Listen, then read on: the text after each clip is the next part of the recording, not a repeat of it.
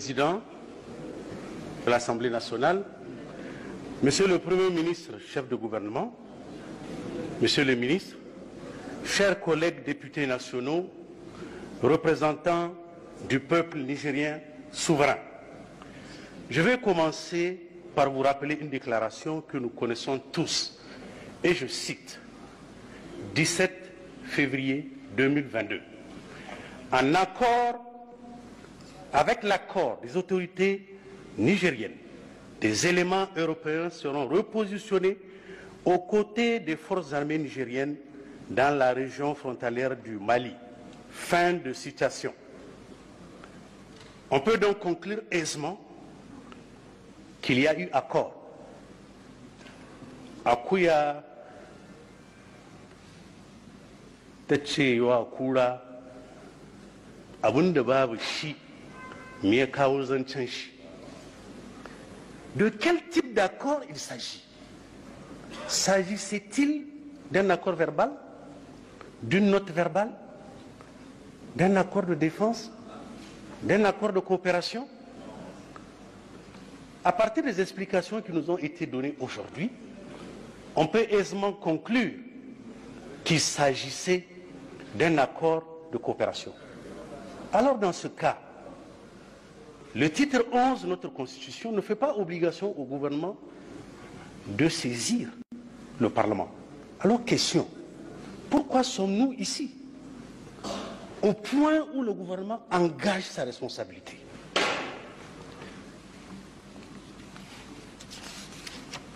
Chers collègues députés nationaux, représentants du peuple nigérien souverain, aujourd'hui 22 avril 2022, le gouvernement engage sa responsabilité devant l'Assemblée nationale, devant vous, les représentants du peuple nigérien, devant le peuple nigérien. C'est une question de souveraineté. Notre Constitution, en son article 107, définit les modalités d'engagement de la responsabilité du gouvernement. Dans le paragraphe 3 de cet article, et je cite, le Premier ministre peut, après délibération du Conseil des ministres, engager la responsabilité du gouvernement devant l'Assemblée nationale en posant la question de confiance sur le vote d'un texte. Fin de citation. Nous avons bien compris, à la place du texte de l'accord de coopération déjà conclu et qui a servi de base à la déclaration que j'ai citée plus haut, on nous présente le texte d'une DPG révisée. Cette manœuvre est une intelligence d'intellectuel, une intelligence de Intakarda. Allah, Sarki Tanja. Allah, c'est lui qui disait Kouine serait Intakarda. Voici une intelligence d'intellectuel qui, à la place du texte de l'accord de coopération qui a été défendu ici, on nous présente une DPG révisée. Chers collègues députés, honorables représentants du peuple souverain, on nous a fait participer à un débat aujourd'hui sans sujet. Ce gouvernement, en engageant sa responsabilité devant le Parlement, engage le peuple nigérien dans un accord que nous, représentants du peuple, ignorons. Qui dans cette salle connaît les termes de l'accord conclu pour ce redéploiement? Qui, au fil des déclarations, vous avez constaté, est devenu réorganisation, restructuration et que sais-je encore. Les Nigériens, dans leur ensemble, quel que soit leur bol politique, demandent à nos gouvernants du XXIe siècle de sortir des accords type 19e siècle ou 20e siècle avec nos partenaires et amis.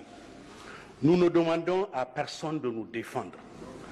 Nous demandons à nos amis et alliés de nous aider à nous défendre. Nous ne demandons à personne de nous sortir du sous-développement.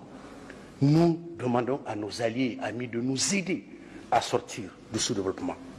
Parce que nous sommes convaincus que personne ne fera ce travail-là à notre place.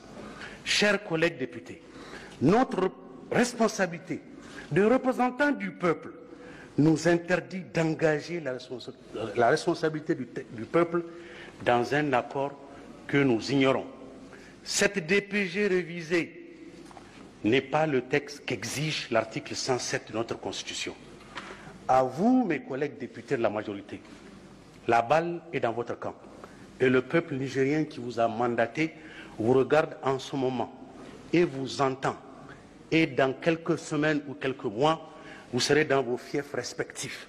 Je vous invite à prendre vos responsabilités devant le peuple et devant l'histoire en refusant d'engager la responsabilité du peuple dans un accord que vous ignorez.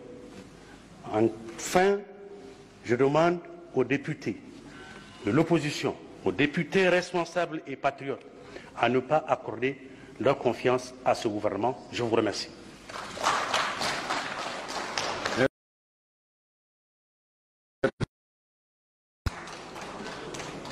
Le président du groupe parlementaire Zamzam Modern FA Luman Africa.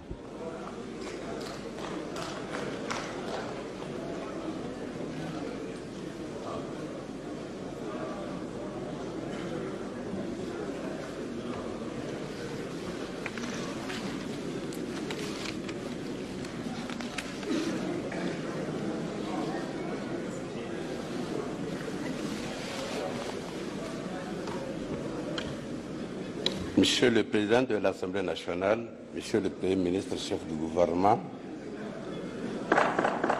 honorables députés, Mesdames et Messieurs les membres du gouvernement, je demanderai d'abord à un député de prononcer une fatia pour le Niger, pour son peuple, pour ses dirigeants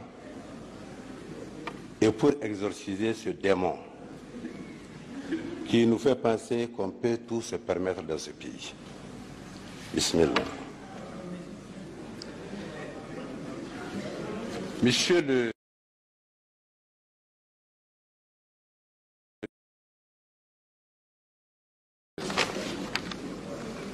Je m'en vais d'abord répondre à certains collègues.